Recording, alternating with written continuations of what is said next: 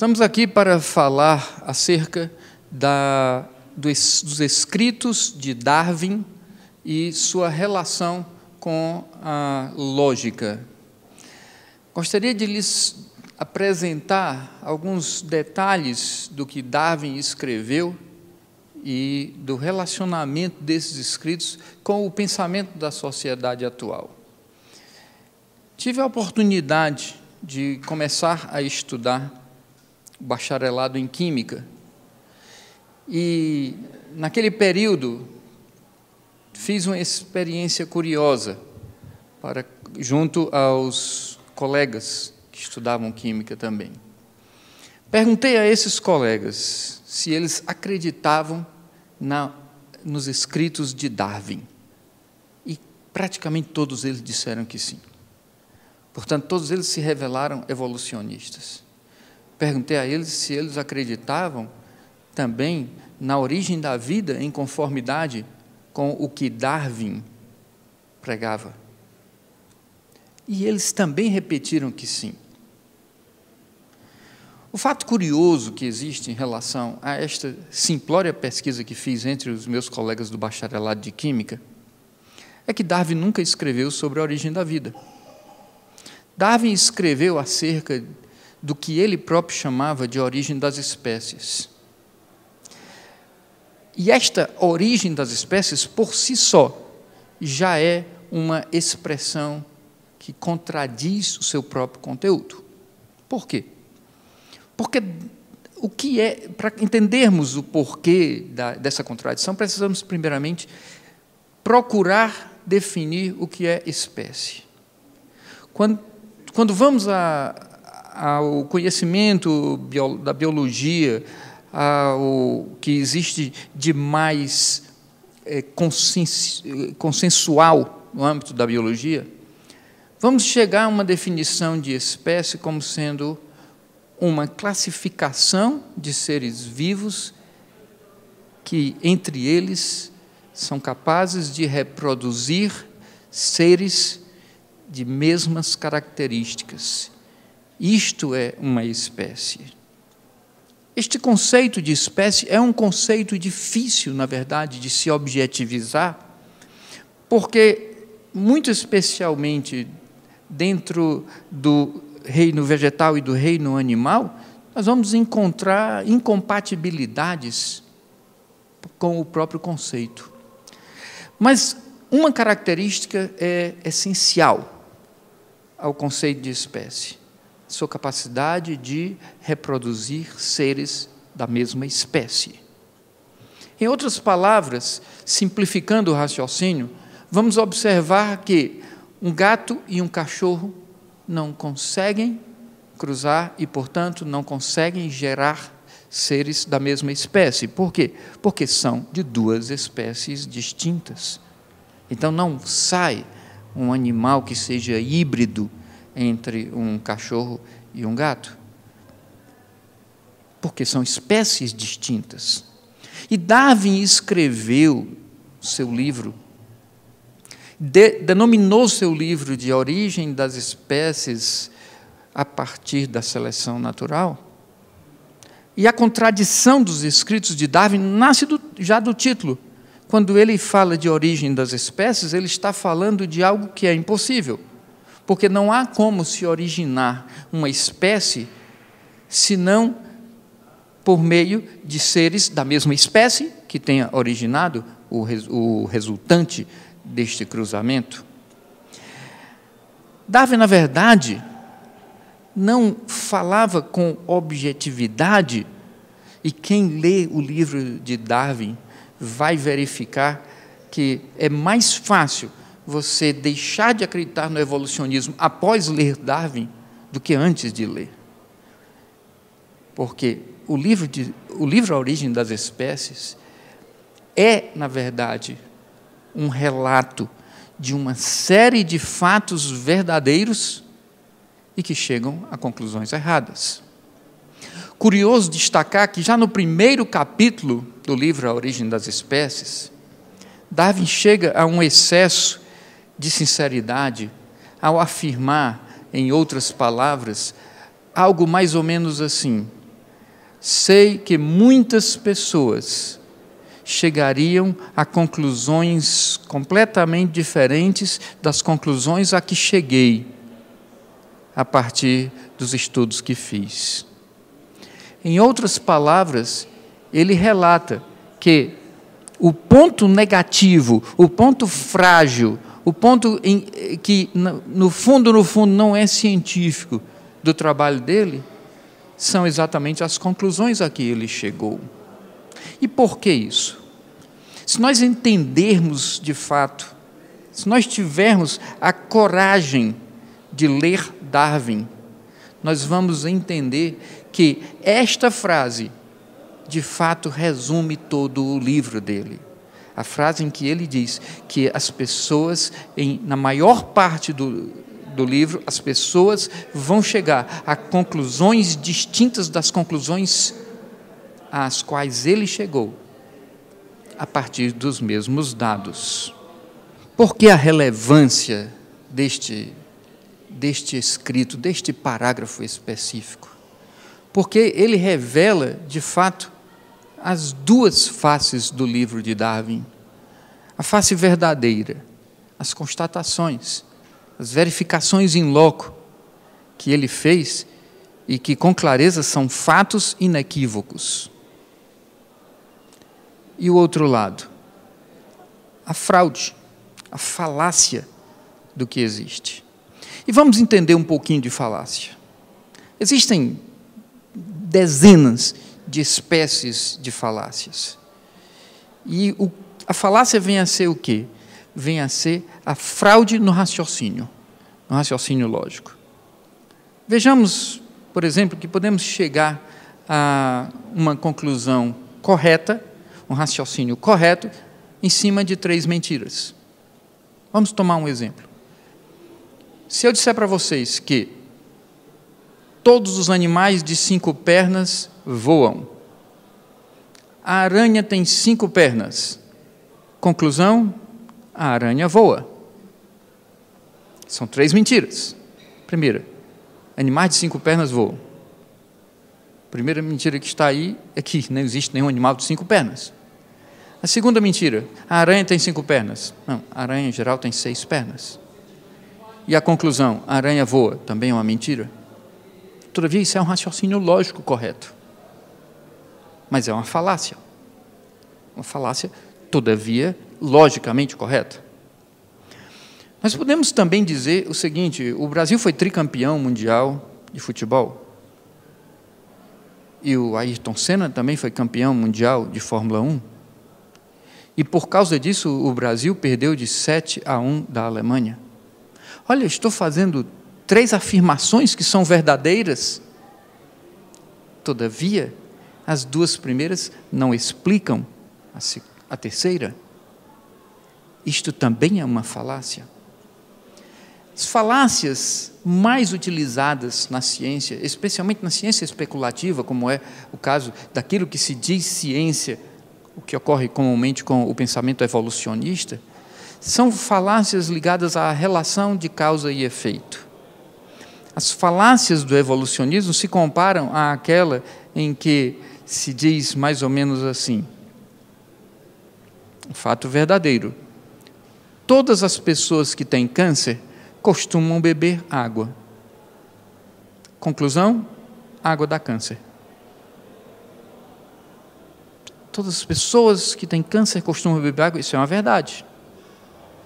Agora, daí concluir-se que a água dá câncer, é uma mentira. Onde está a falácia?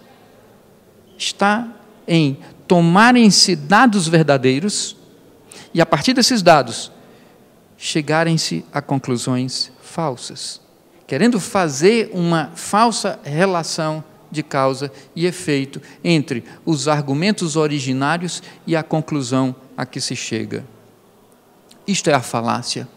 E a falácia do evolucionismo é claramente exposta a qualquer pessoa que leia com sinceridade o livro A Origem das Espécies de Darwin. Por quê?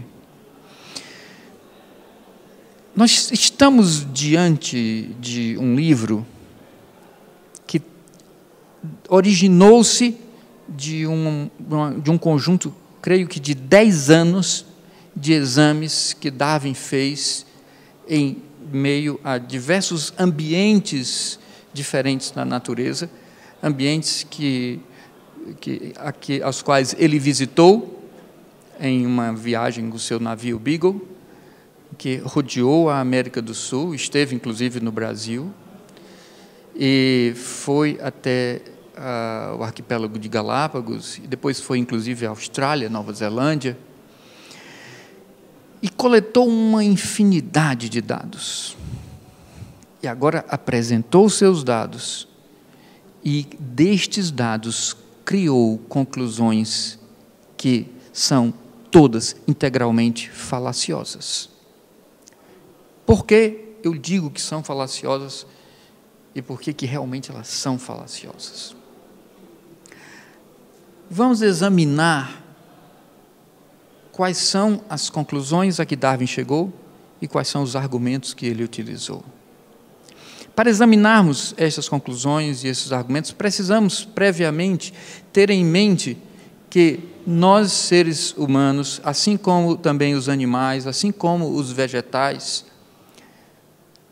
temos no nosso DNA instruções para que se desenvolvam células, que se dupliquem células até determinado momento, células que vão definir estruturas. E temos genes também que, a parte das estruturas, definem as características das estruturas. Se fôssemos falar em língua portuguesa, iríamos dizer que estamos diante de substantivos e adjetivos. Existem genes que definem, que vão se formar as nossas sobrancelhas e os nossos cabelos, vão se formar por meio de proteínas que vão se reproduzir de um modo tal. Isso vai acontecer com cada parte do nosso organismo.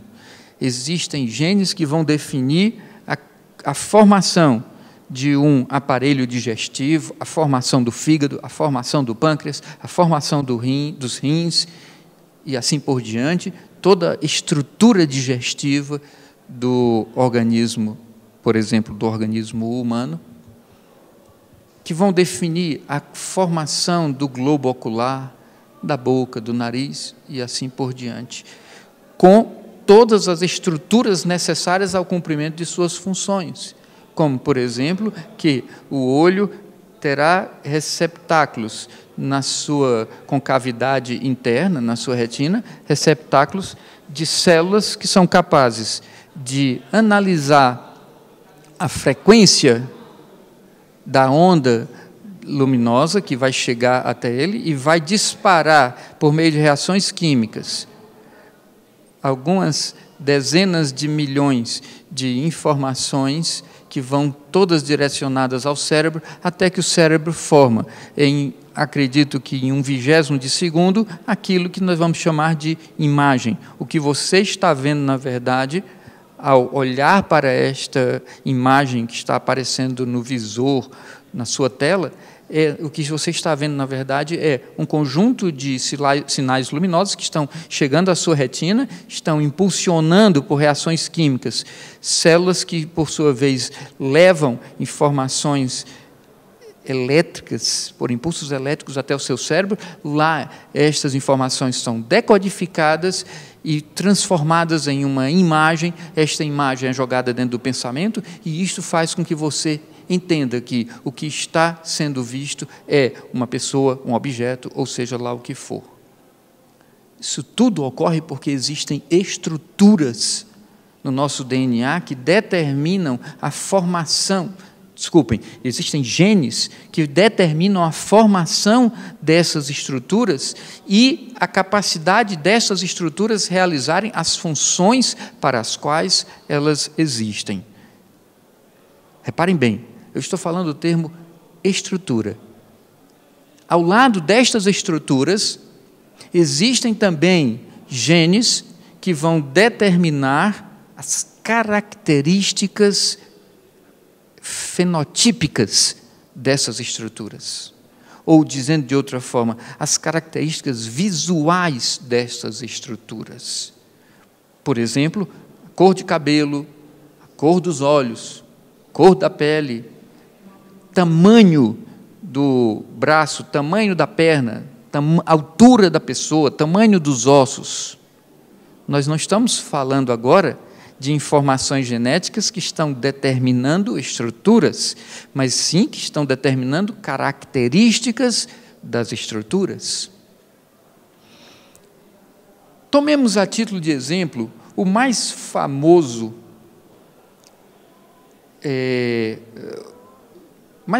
exemplo que o próprio Darwin usa em seu livro, os chamados tentilhões de Galápagos.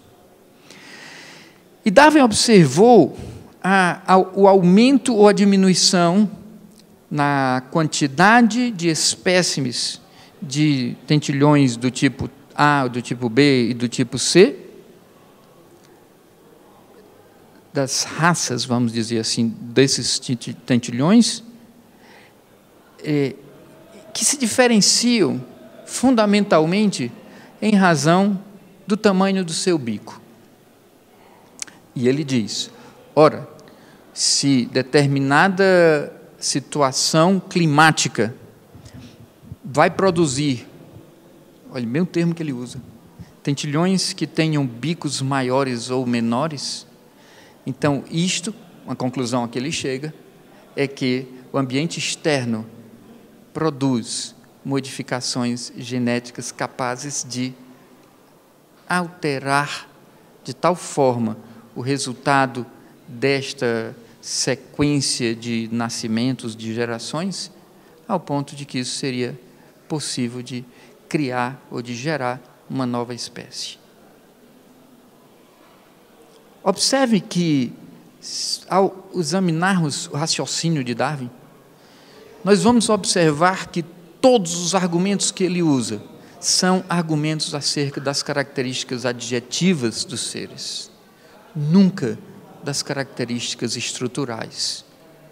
E nem poderia usar argumentos das características estruturais, porque não há nenhum estudo, nenhum momento em que o estudo de Darwin visualizou qualquer alteração nas características estruturais dos seres. Os pássaros, todos eles tinham bicos.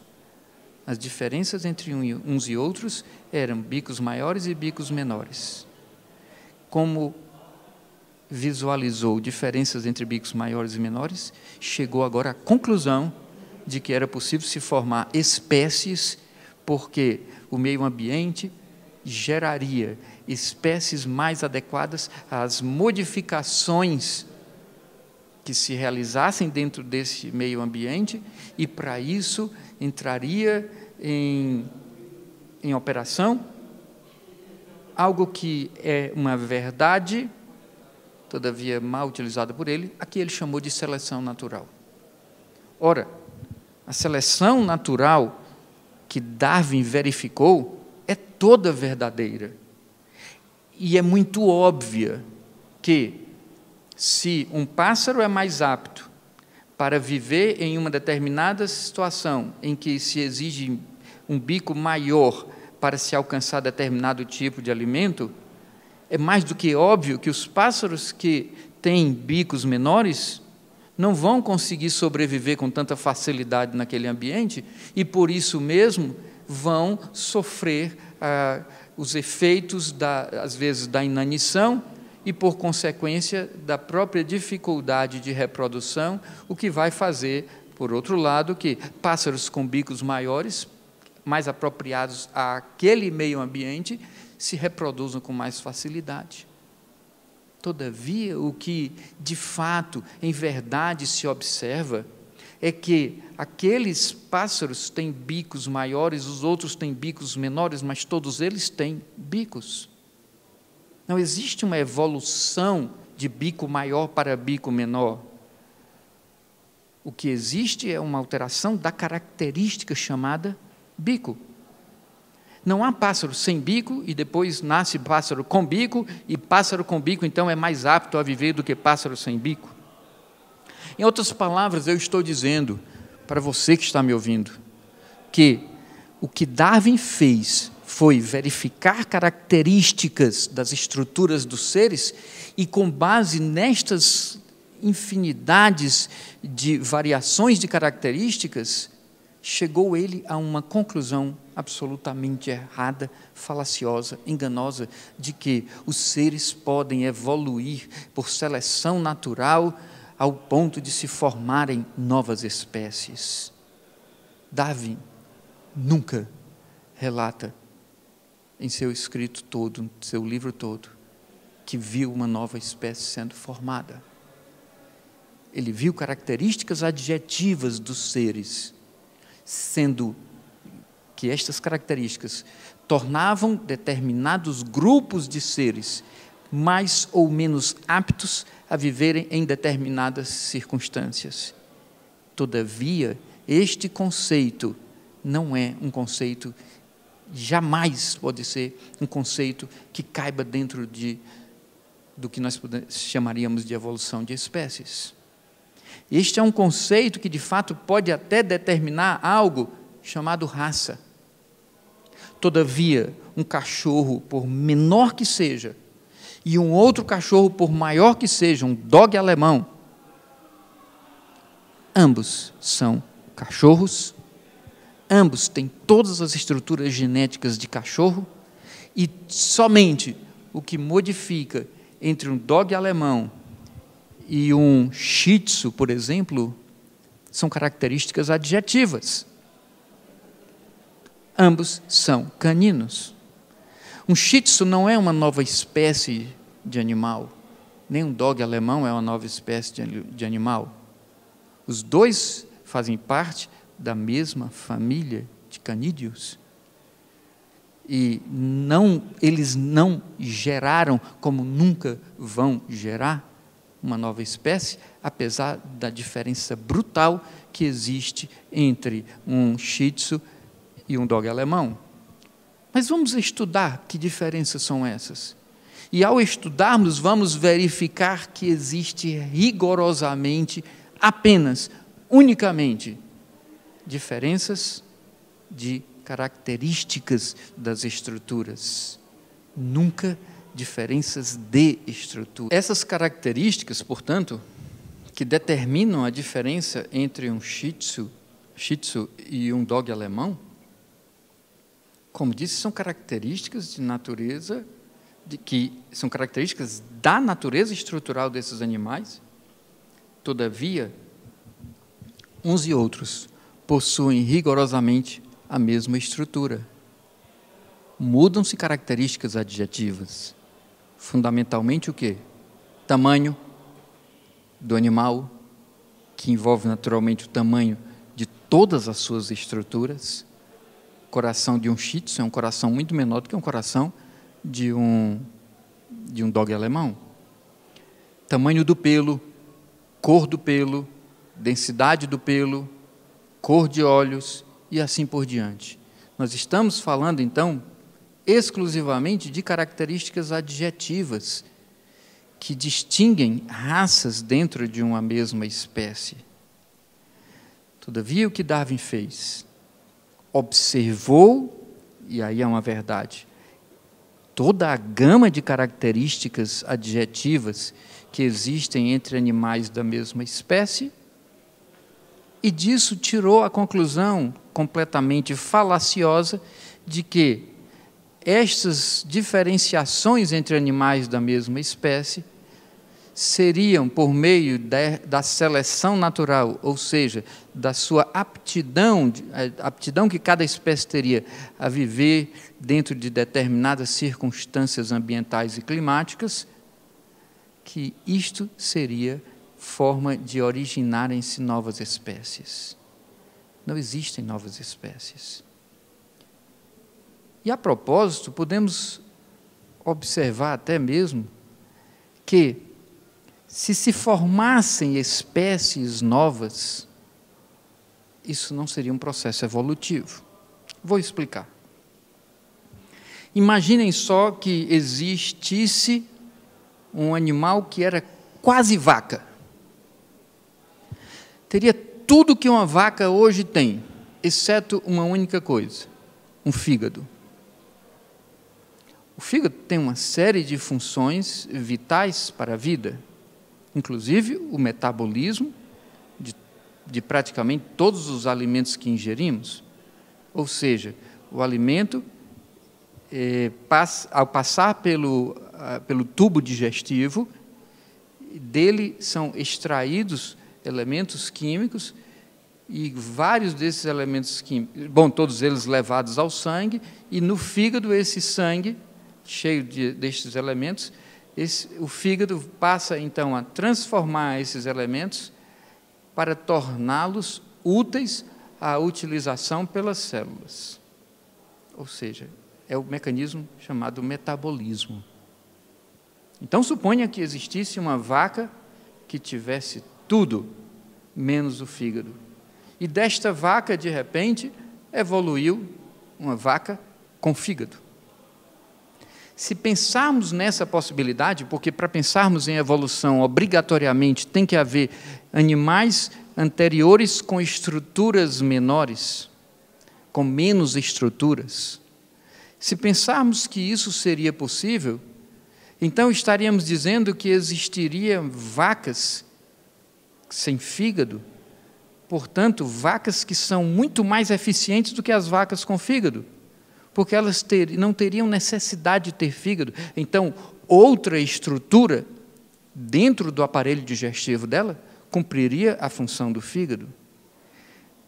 Mas aí também há um grande problema para o evolucionismo, porque se existisse uma outra estrutura dentro do ascendente, do ancestral da vaca, uma outra estrutura que fizesse as vezes do fígado, ou se disséssemos assim, que o próprio aparelho digestivo, o próprio intestino da vaca fizesse a função do fígado, por que, então, uma vaca iria evoluir para uma vaca com fígado? Ou seja, a vaca anterior era mais eficiente, porque com menos estrutura fazia ou faria a mesma atividade que hoje a vaca com fígado faz. Por que a evolução, ou como se ela fosse um ser, uma energia pensante, capaz de modificar animais, por que essa tal evolução, seguida da tal seleção natural, iria permitir que vacas com fígado tivessem mais aptidão para viver do que vacas sem fígado? Ou seja, é uma informação, primeiro, que não é possível se observar na natureza que existe esta criação de estruturas.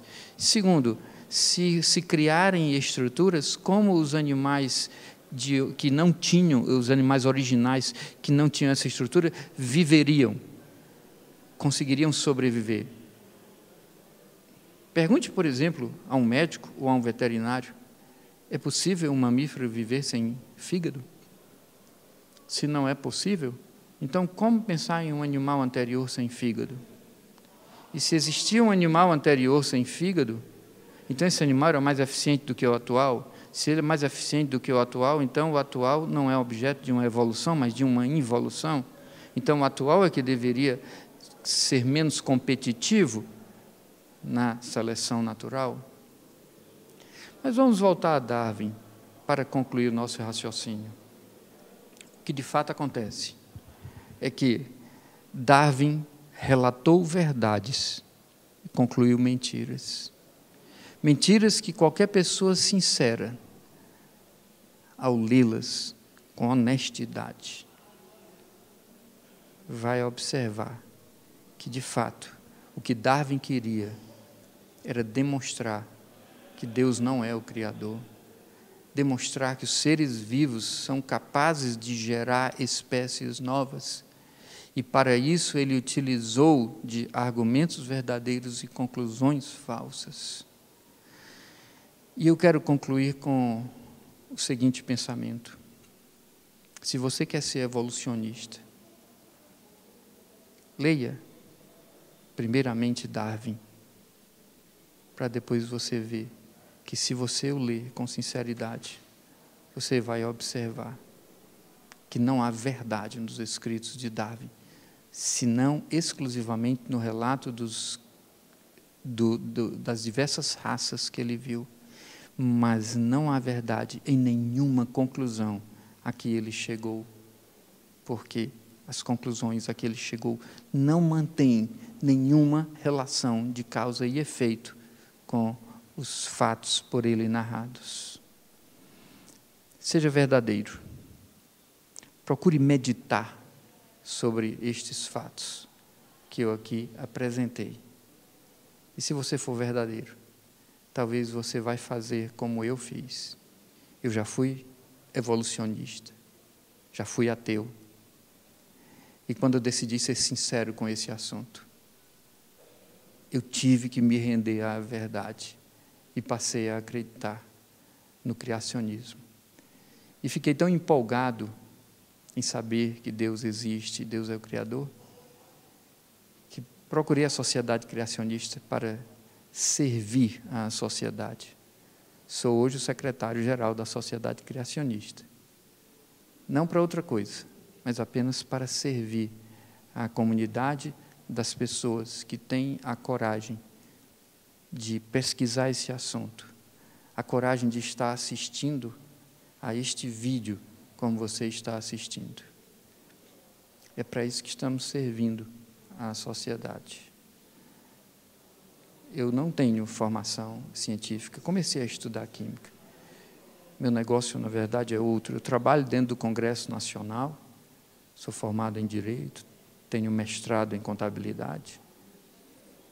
Trabalho dentro do Congresso Nacional, elaborando as normas jurídicas, trabalhando no nascedouro da norma jurídica. Sou consultor do Senado Federal. Mas muito mais importante do que ser consultor do Senado é saber que Darwin, ao ler Darwin me conduziu a acreditar em Deus e a ser feliz.